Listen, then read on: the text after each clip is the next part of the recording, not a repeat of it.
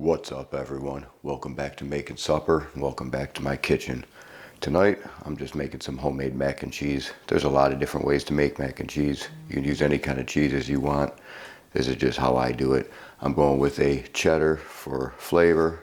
This Gruyere, it's kind of like a Swiss. It's real creamy. This Fontina is also really creamy, and it has like a buttery kind of taste. And then this mascarpone, add a little creaminess at the end. Always sounds like an Italian guy to me. Hey, I'm mascarpone. You'll be swimming with the fish, you see? I don't know. And then this Parmesan for that little bite at the end. Gonna be making a panko breadcrumb topping using these corkscrew, elbow, whatever, noodles. Gonna use some milk, some all-purpose flour, and some butter because we're making a roux. So let's get this going. Okay, first thing we're gonna do is shred our cheeses. You never want to use packaged shredded cheese for homemade mac and cheese. It's got this wax coating on it to keep the pieces from sticking together in the package, and it just doesn't melt good. I think it's made out of like cellulose or something, so it's like super thin wood chips. I mean, it's not bad for you, but it's not gonna melt good. So shred your own cheese. My biggest fan and viewer is my sister. And unfortunately, she's lactose intolerant after her second baby was born. So, sorry, Jill, you're not going to be able to make this one. Oh, also, just to let everybody know, when I did my goulash recipe, my sister made it, and she called me after, and she said it was really good, but it was really salty. And I asked her how much salt she used, and then I asked her what kind of salt she used. She just used iodized, like table salt. I use coarse ground kosher salt. If you use fine grind salt, like kosher's table salt or whatever, if I use a teaspoon, you should use probably quarter teaspoon, like way less. All right, we're going for about 2.5, 3 cups of cheese altogether. So I'll speed it up here and we'll get this cheese shredded.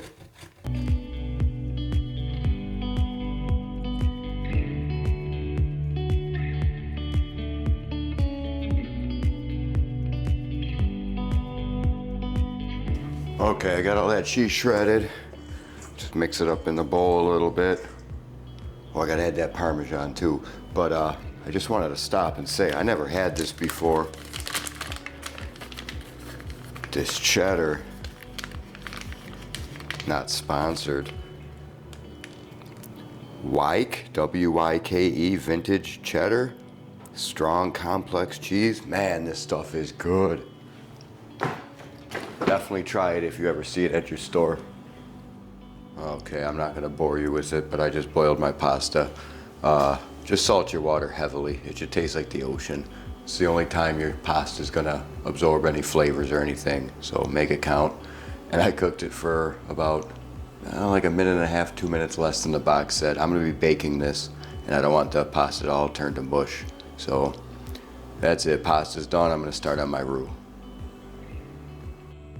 Okay, now if you know how to make a roux, that's what we're doing. We're just gonna add some butter here. 4 tablespoons of butter, 4 tablespoons of flour. Let that butter melt all the way down before you add any flour.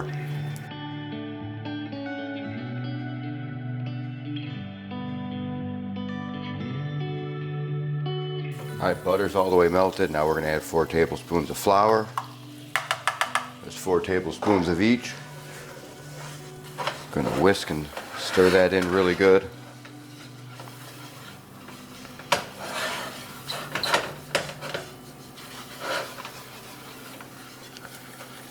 And now we're just gonna cook it for maybe a minute. Get rid of all that raw flour taste. You gotta keep stirring it. It'll burn very fast if you don't. Stir it up. Get rid of any raw flour taste. It'll start to smell kind of nutty. That's how you know it's done. Just keep whisking. This is a roux, and when you add milk, I believe it's called a bechamel. It's like a classic French sauce. And then when we add our cheese, it's going to be called a Mornay sauce, I believe, but I'm not French. All right, that's starting to smell really good. Got all the raw flour taste out. Now I'm gonna add a little milk and whisk constantly. It's gonna start to bubble up and look really bad for a minute here. Don't get worried, just keep whisking. It'll loosen back up, trust me. I'm going with 2 cups of milk. We're gonna add all that in and keep whisking it up. It's all right if you see a couple clumps, they're gonna get whisked away. Sure you stir around the sides where the clumps might hang out. Just keep whisking so it's not clumpy. Don't let nothing stick to the bottom and burn. And now we're just gonna keep cooking and keep whisking it until it starts to thicken up a little bit. Starting to thicken up real nice.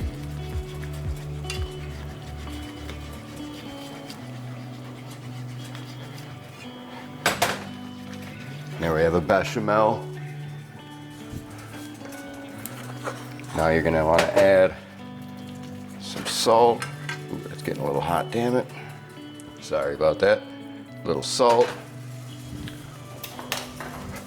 Fresh ground black pepper.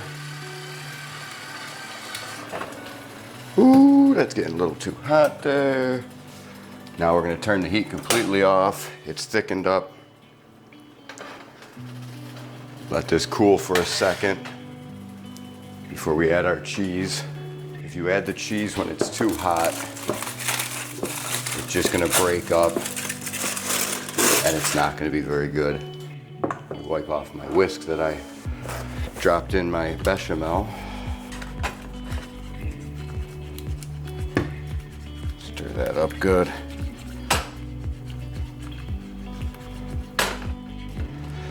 And actually, you know what? I'm going to add a little bit more milk.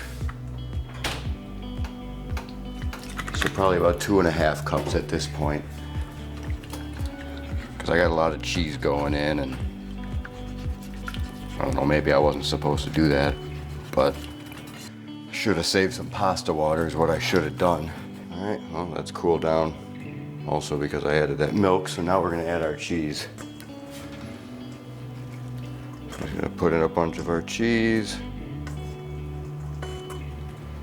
I don't really know how much I'm adding. I shredded a lot, probably a lot more than I need.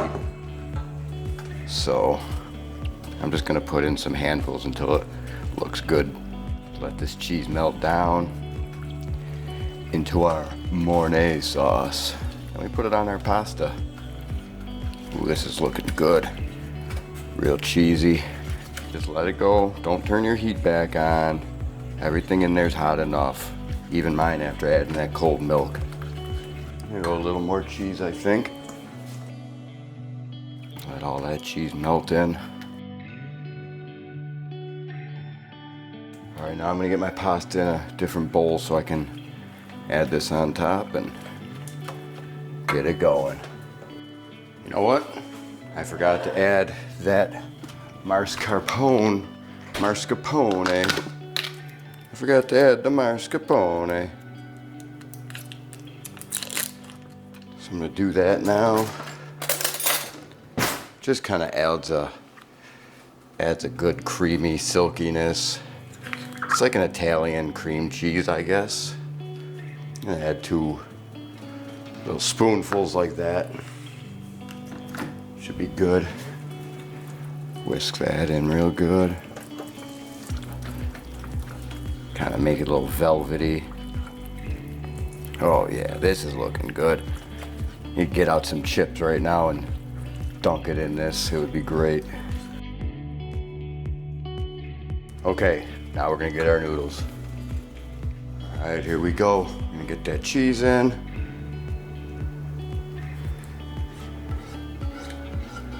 Oh yeah.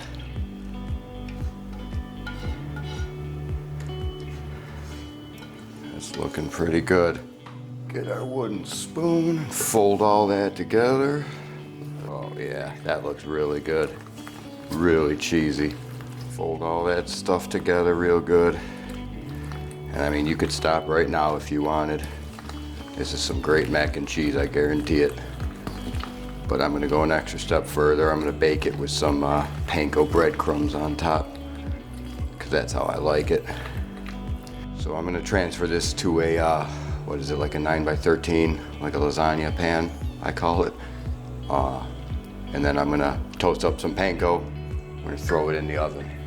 Okay, so I got 4 tablespoons or half a stick of butter melted over, I don't know, like medium-high heat. I'm gonna add a little under a cup of panko breadcrumbs.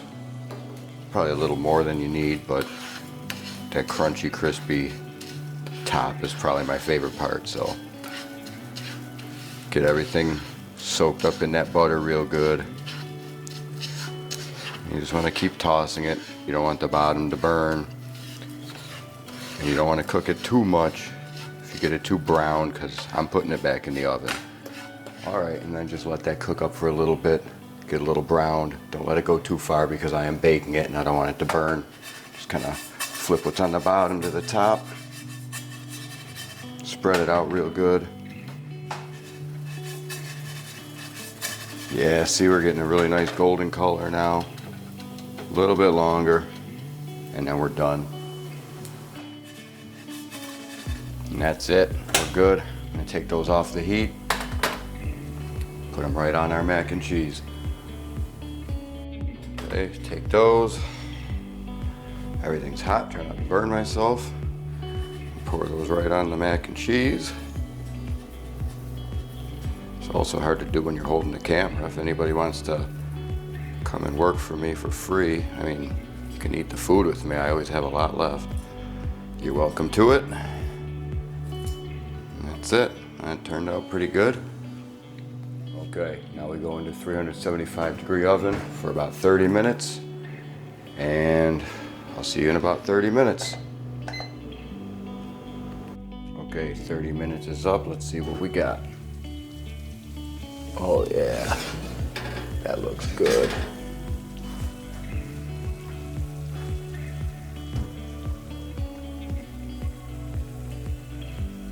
There you have it, homemade mac and cheese with sharp cheddar, fontina, Gruyere, mascarpone, and Parmesan.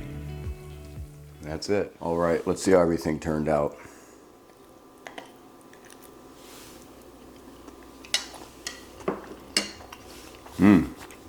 Oh wow. I think that's the best mac and cheese I've ever had. I'm not even kidding. Try it out, let me know what you think. Thanks for watching.